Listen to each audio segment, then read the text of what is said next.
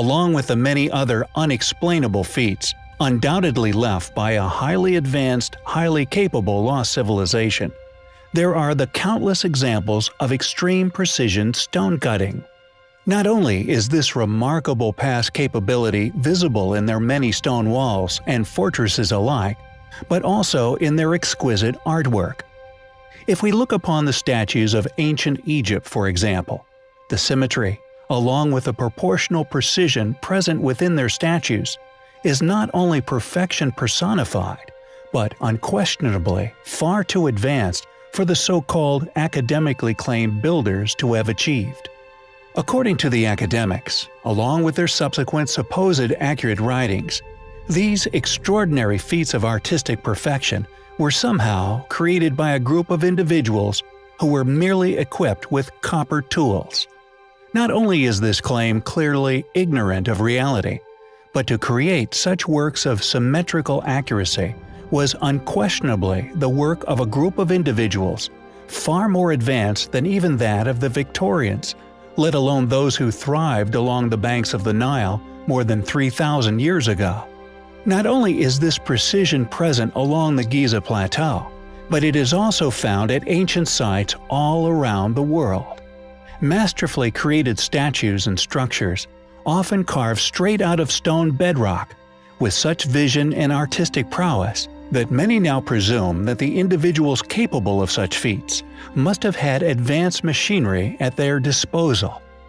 Most of ancient India, for example, is created with such delicacy and exactness that we today could only accomplish the same with the utilization of modern machines.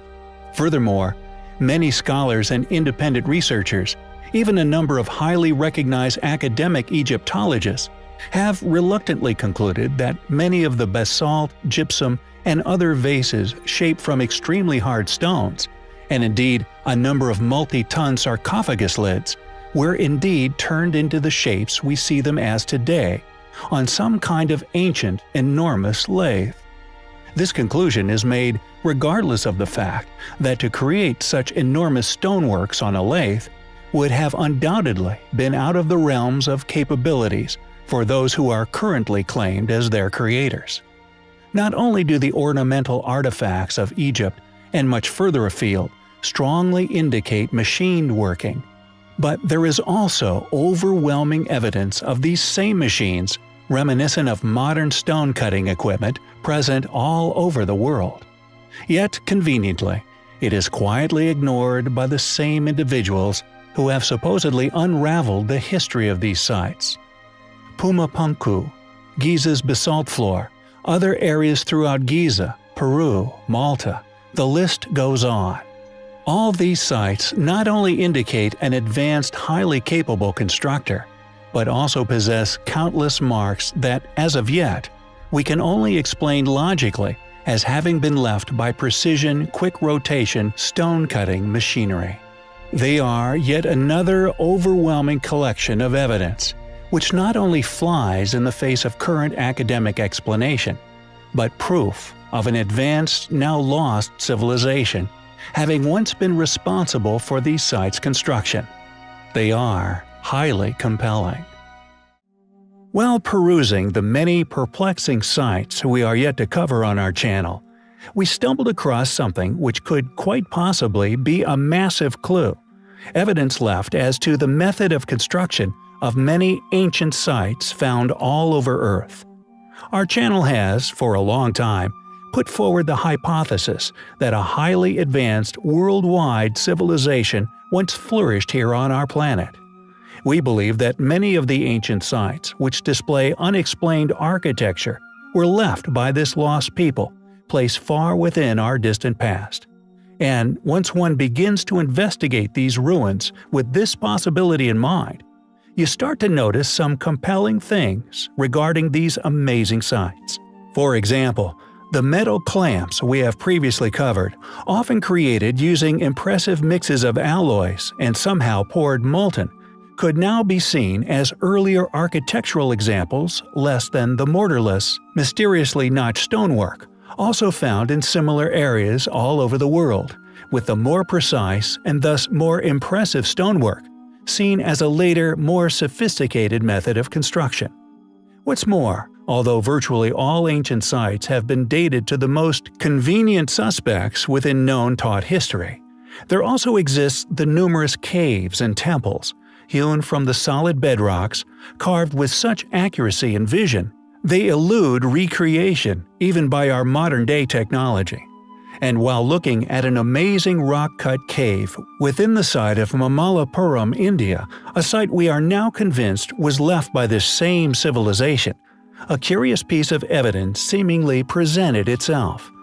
Upon the roughly finished roof of this ancient cave is evidence left by the same technology used to not only cut the astonishingly huge Longyu caves, but also the abandoned Langshan quarry, both in China.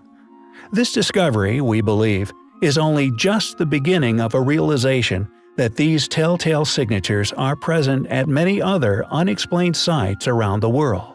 We have long stipulated that many of the ancient ruins claimed by our more modern-day ancestors are most likely not their actual creations. If the structure does date to this more recent age, they are usually found to be sitting upon the telltale remnants of a highly precise ancient foundation originally left by this elusive group. Who were these amazing people? When did they flourish here on Earth? What happened to them? Why did they never record how they created such wonders? Although it is easy for skeptics to argue that the caves and architecture were merely created through excruciating hard labor, any practical demonstration of this has eluded us for many centuries. Furthermore, many of the extensive cave excavations found all over the world, presumably dating back to this bygone age, are all absent any waste, as if the machine tasked with creating these underground labyrinths turned stone to dust. And although the technology and/or possible machinery tasked with the job has evaded modern archaeology to this point, it is clearly another piece of evidence which takes us one step closer to unraveling the true history of our planet. There are a considerable number of ancient anomalies located within Egypt. These ancient feats of engineering litter sites and the quarries the stones were sourced and shaped at. And although many of you would have heard of Aswan Quarry, Elephantine may be a less familiar location to you, and for good reason. Not only are the pyramids one of the most perplexing, near perfectly constructed, and as yet unexplained ancient architectural accomplishments on Earth, but how an ancient civilization, supposedly placed within permitted known archaeological history, accomplished such a feat, or indeed why. What was their original purpose? Academic contradiction, a severe lack of anomalous artifacts explored, never mentioned or somehow conveniently go unnoticed. However, in the real world, beyond the boundaries of the fenced or so-called schools of education, thanks to our own work and the presentation of such a volume of inexplicable events artifacts, ruins or megaliths, along with many others allied within similar fields, independently funded researchers, investigative agents, and many more sometimes even noticed first by a viewer credited with its rediscovery within our coverage.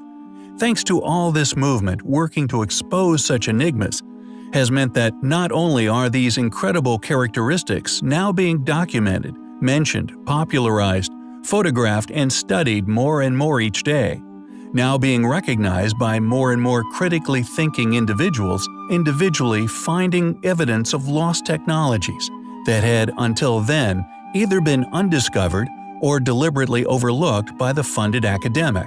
The vast catalog of unexplained architecture, again growing by the day, but also the often accompanying curious stone cuts, scars, and striations, all clearly left by high-speed disc-cutting machine, a signature tool mark, identical to that which is left by modern-day power tools, along with the still absent demonstration of the methods used to construct the pyramids, leads anyone to this ongoing and seemingly most controversial of arguments regarding the origins of the ruins found across Egypt.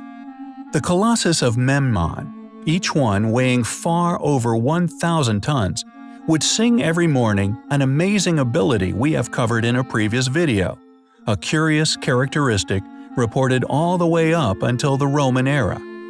We also covered the thick layer of sea salt once found coating the pyramid's ground and underground caverns, along with a water line reported at around 40 meters up their sides, still visible during the Spanish invasion. This clearly suggests that the pyramids and their accompanying sphinx are in reality so old they even had once been submerged in ocean waters. An ancient ocean which over the eons has shifted, leaving behind sediment in the form of the desert sands. There are many enormous ancient megalithic stones hidden in and around the three Great Pyramids of Egypt. Not only are there enormous ancient stones virtually hidden in plain sight, thus although walked across, largely overlooked, hardly ever mentioned, and never explained in regards to their transport and placement, as modern academia will never be able to provide a logical, sound explanation for these feats. The casing stones, an area of interest we have explored and documented, not only displayed vastly different ages, but also construction methods and types of stones sourced and used. Ultimately, undeniable proof of efforts to preserve the outer stones of these incredible ancient pyramids later on within their history. Signature tool marks, unique features such as protuberances, masonry shapes, polygonal stone walling, and many other features which we have discovered during our explanations into the relics of lost antiquity. Yet Egypt's most intriguing assets, and we feel the most baffling relics which all alternative historians should have within their debacle armory, are undoubtedly to be found within the once abruptly abandoned quarries. The unfinished obelisk found at Aswan being one such relic, the most well-known of these incredible stones by a long way. Not only is the obelisk over 1,000 tons, but also due to the identifiable scoop-like tool marks left upon its granite sides, a signature scarring, which again we have so far found, explored and shared this marking at many other ancient sites around the world. Who were the original builders of the Great Pyramids? Were they the same group that quarried Aswan? What tools did these people use to cut many of the relics still left at the Elephantine Island quarry? How can anyone gaze upon such precision stonework and not ponder, how did he accomplish such an incredible finish with such hard stone, with such soft chisels and those made of copper? Not only do we find the currently attested tale of events vastly incomplete, but in many ways virtually impossible. Predictably, we are often confronted with an illogical explanation as to the origins of many unexplainable ruins. Yet Egypt, in particular Aswan and Giza, were clearly the work of a group capable of working and building with 1,000-ton-plus stones. With columns of pink Aswan granite weighing over 14 tons each, over 10,000 kilometers to Baalbek. Is this connection mere coincidence? Or are the builders of said sites connected somehow? Possibly one and the same? Questions we get closer to answering every day. We find it highly compelling. Many ancient sites found all over the world can no longer be explained away with currently attested academic opinion. Who they say built them, why, or when they were created. The most popular of these anomalies are the ancient monuments that can be found upon the Giza Plateau. Currently explained as having been built by our copper tool-wielding ancestors a mere 4,000 years ago, somehow successfully creating some of the most precisely built and indeed enormous ancient structures found on Earth, decidedly choosing to use granite blocks many tons in weight as their building material of choice. Ironically, although these sites are somehow exclaimed as having been built by the ancient Egyptians, any actual, literal explanation of how this was actually done has never been provided. Not only is academic opinion severely lacking any logical understandings as to the construction of these sites, they seemingly attempt to ignore, and in some cases conceal, additional controversial anomalies they simply cannot understand. Enormous stone megaliths are hidden all over Giza, and especially around the base of the Great Pyramids. And not only were these buildings adorned with incredibly hard granite, but also basalt, a similarly tough stone, and another which would be near impossible to have hewn with mere copper implements. Known as Giza's basalt floor, it is what many people now see as the smoking gun, for evidence of advanced engineering having once been responsible for the construction of the site. Amongst the remaining fragments of the basalt floor is overwhelming evidence of ancient machinery, telltale precision signatures left on many stones, suggesting high technology was responsible for the shaping of Giza's enormous stones. Cut marks that could only have been left by high-speed disc cutting, striations, precise ridges, and countless other curious features have been thankfully left upon these stones, and these surviving tool marks could one day be used to actually identify the technology once used to build the site. We now feel that the evidence to suggest that the modern attested and mass-published theories regarding the origins of the Giza Plateau, its age, and indeed its creator's past capabilities, is currently incorrect and is now overwhelming, and that it is only a matter of time before a revival of this past knowledge and indeed understandings again begins to flourish. Phoenix Hill, Xianbei, China. In 1994, an extremely mysterious discovery would be made. Considered by the Chinese as the 9th ancient wonder of the world, a series of 24 ancient, artificial caves were discovered. Specialists have been quietly astounded by them. And the more we learn, the more of a spectacular and mysterious achievement they are seen to be. The first thing that struck explorers was their size. Each cave has a minimum floor space of 1,000 square feet, an unimaginable undertaking at the time they were thought to have been constructed. Officially dated prior to the dynasties of China, which began 3,000 years ago, meaning they are very, very old. The walls of the caves are scarred with strange uniform tool marks.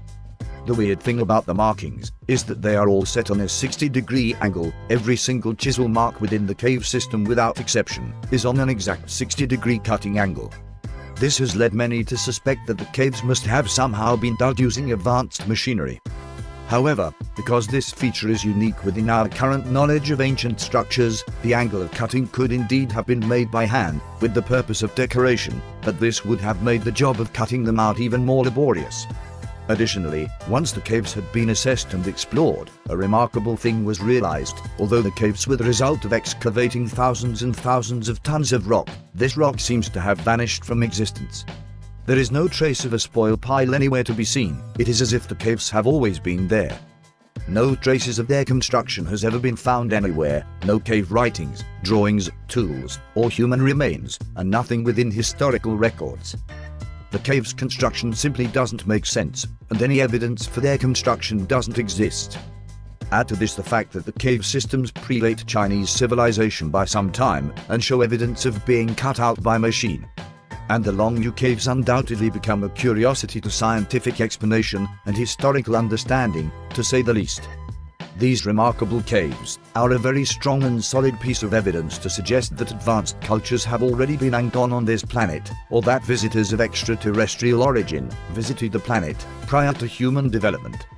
As far as I am aware, these are the only two possible scenarios for the builders of such a construction. The cave systems are well over 3,000 years old and still intact. Whoever was capable of constructing them was also capable of disposing of the huge mountains of rock that would have been excavated without leaving any evidence of how they did this, or indeed built the caves anywhere. The caves are known as one of the largest underground complexes ever discovered. The fact that more is not heard about this wonderful place is testament to their extraordinary existence, meaning no one within the scientific community can or want to try to explain them. Also, which I found highly interesting, when they were discovered they were completely filled with water. Whether this was once salt water has not been disclosed, but I have personal suspicions as to how this water came to rest within these underground caverns. No fish were found within the caves, which many found odd. However, if you suspected that the waters be residual leftovers from a great flood, water from the great seas of Earth, then over time, salt levels would plummet and fish accustomed to sea water would have died. Who do you think built the long U caves? The caves' existence hint towards a hidden history here on our planet, a history that we must unravel if we are ever to fully understand ourselves and our home. When one explores the most fascinating and ancient of structures resting all over our planet, you will inevitably be confronted by baffling feats on engineering and ingenuity, tasks that to modern man escape understanding or indeed explanation. The main consensus regarding these ancient structures has always been a tricky thing to explain. To claim that these marvelous structures were built by primitive people with only primitive tools at their disposal does not only seem absurd to most who have visited such sites, but ignorant of their true past grandeur and the specific characteristics of each of these places. Ancient sites, such as Giza, Machu Picchu, among many others, still contain very confusing artifacts, anomalous evidence, which tells a very different story to that of mainstream history. Apart from the Baghdad Battery, largely claimed to have been an ancient form of electroplating, there has been little in the way of physical evidence to suggest the use of electricity within the academically researched ancient times. Yet there are many remnants left, which suggest such activities. Not only are there countless clear examples of past machine-work stone, but most importantly, there is evidence of errors made by these same tools, misstarts, and discovered fault lines. These particular stones discarded, laid bare in the quarries, revealing all the hallmarks of the machine engineering that went into building these wonderful places, these artifacts, once rubbish, now historical treasures. They can tell you the shape and movements of the tools that were being used, showing just how these machines cut into the stones, core drillings also discarded during manufacture, and cut stones discarded due to faults and cracks, revealing the complete preliminary cut marks left by the ancient stonecutters. These fragments of past activities are clearly some of the most important in unraveling these sites' ultimate secrets, yet it is rarely shared in the public arena, and even less frequently researched by official bodies. Along with this vast and perplexing array of remnants, mercilessly left where they fell, strewn amongst the debris of disruption, lay countless extremely hardy machine stone jars, vessels made from some of the hardest rocks on Earth. Some of these jars were made with a round bottom, perfectly machined, balanced on a base no bigger than the tip of a chicken's egg. Sir William Flinders Petrie ultimately realized that only lathe turning could have produced the symmetry and balance found on thousands of these bowls and vases. And Petrie was no fool. In 1894, he founded his own archaeological body, the Egyptian Research Account, which later became the British School of Archaeology in Egypt. He stated, for example, a bowl maker attained curves of exact circularity by rotating the bowl around a fixed blade, and formed a lip by shifting the centering of the bowl. Another round-bottomed vase had walls of such uniform thickness that it balanced perfectly on a curved base. To have a very well-respected researcher and specialist of the ancient Egyptians to admit to a conviction of the use of power tools in these pots construction seems like quite a stunning position to take, especially when one considers that while metal chisels could have been used to shape soft limestone within ancient Egyptian times, the metals that were available to them, copper, bronze, and during the first millennium BCE, wrought iron, were far too soft to work such rock into such exquisite designs. It seems Petrie would like to remain honest regarding his conclusions, yet also incomplete with his explanations, preferring to let the receiver of said information make their own realizations, preferring to avoid complication by a, by this time, rather visible enemy. One could only conclude that these relics and ancient monuments thereof were not the work of the Egyptians, but further evidence to suggest that these baffling structures were built far before the ancient Egyptians, before academic understandings, by a highly technologically advanced pre-cataclysm civilization. We find it difficult to see how such work was undertaken, or an explanation for our finding can be made without the use of power tools. Thankfully, The more we learn regarding these enigmatic places, the more we become aware of regarding their true history, and the closer, it seems, we become to finding those who built them. A number of people who frequent our work have requested a more detailed video regarding one of the mysteries we so often focus upon here on the channel. There are many sites that we feel are deserving of in-depth focus. Our mission has always been to enlighten those who may not have been aware of the many different, compelling, and often controversial realities surrounding countless ancient ruins that throughout their lives have been explained away with a lie. Undoubtedly, the most well-known, most commonly explored, and thus the ruin most suited for our viewers' acquirement of a knowledge armory is Giza. Indeed, there are many people you will meet throughout your life that will have delved into the mysteries of Egypt.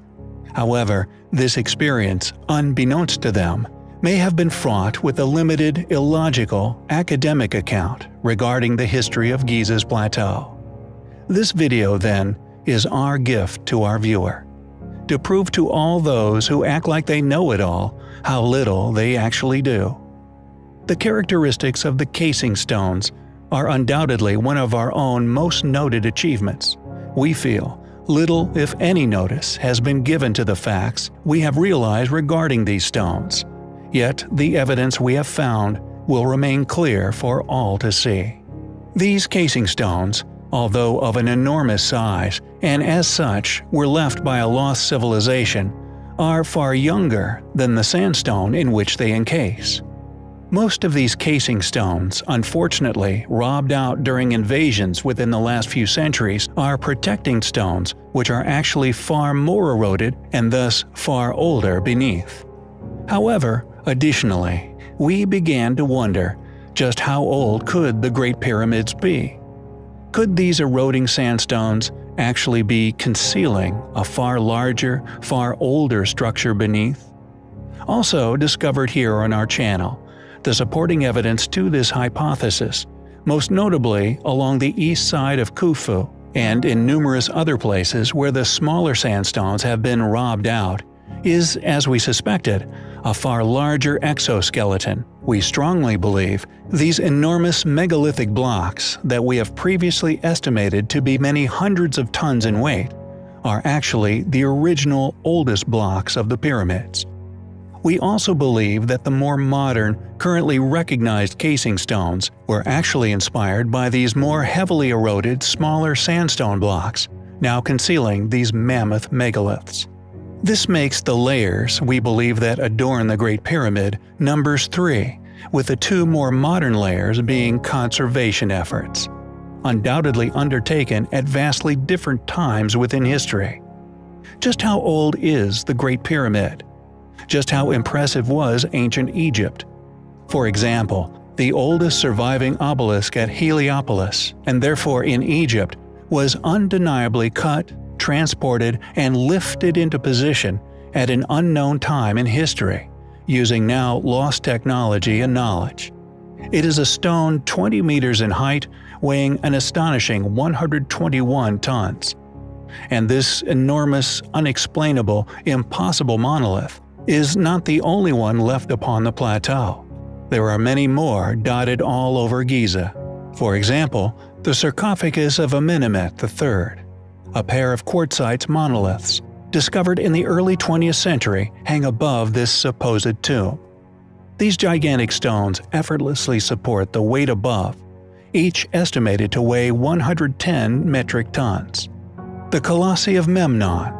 These 2 gigantic artworks were built from single pieces of stone. They are orientated toward the sunrise at winter solstice, estimated to weigh anywhere from 600 to 1,000 tons each.